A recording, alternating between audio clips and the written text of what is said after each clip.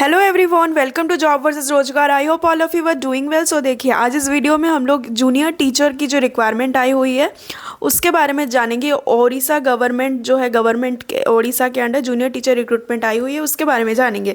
तो Odisha school education program authority OSEPA, इनका जो वेबसाइट है, इस पर आके आप इस रिक्वायरमेंट के बारे में नोटिफिकेशन को देख पाओगे डिटेल में। osepa.odisha.gov.in इस वेबसाइट पे आके, एंड इसके लिए आपको ऑनलाइन एप्लीकेशन करना है। यहाँ पे लिंक है, क्लिक है to apply for junior teacher recruitment 2023। इस पे जाके आप इस पे लिंक पे ओपन करके आप अप्लाई कर सकते हो इस पोस्ट के लिए। एंड ये जो नोटिफिकेशन है वो आपका जो है कुछ इस तरीके से ये ओपन होगा। तो मोड ऑफ एप्लीकेशन यहाँ पे देखिए ऑनलाइन है। एक आपका सीबीटी टेस्ट होगा, कंप्यूटर बेस्ड टेस्ट, उसके बाद आपका सिलेक्शन प्रोसेस हो है। एंड एलिजिबिलिटी के लिए फॉर क्लासेस 1 to 5 के लिए आपका हायर सेकेंडरी होना, +2 में 50% मार्क्स होना ज़रूरी है।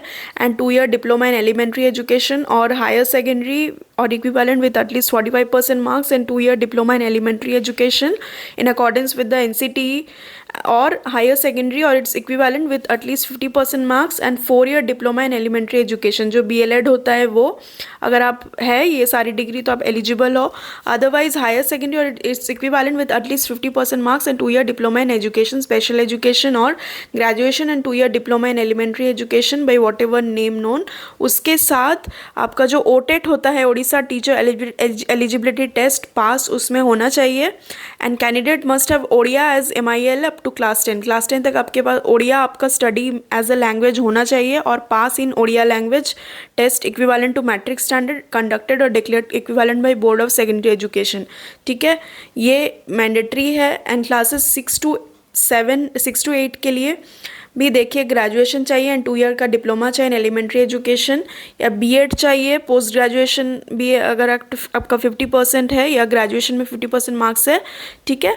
Graduation with at least 45% marks and 1 year bachelor of education BEd in accordance with the NCT recognition norms and procedure regulations issued from time to time in this regard.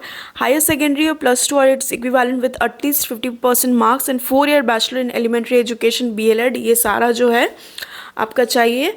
और higher secondary +2 और it's equivalent with at least 50% marks and 4 year BEd और BSc Ed, ये सारा जो है BSc education, ये आपका required जो है क्वालिफिकेशन है। या तो देखिए graduation with at least 50% marks and 1 year B Ed special education और post graduation with minimum 55% marks और equivalent grade in 3 year integrated B Ed MEd.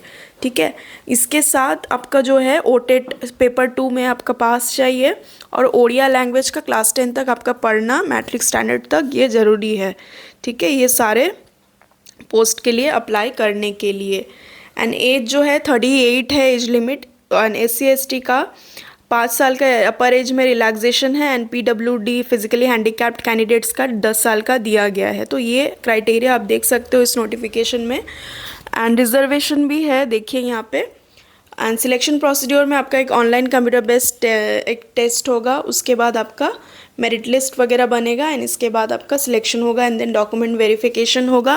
उसके बाद काउंसलिंग वगैरह होगा, आपका district wise final merit list आएगा एंड देन आपको अप्लाई करने के लिए ऑनलाइन ही अप्लाई करना है।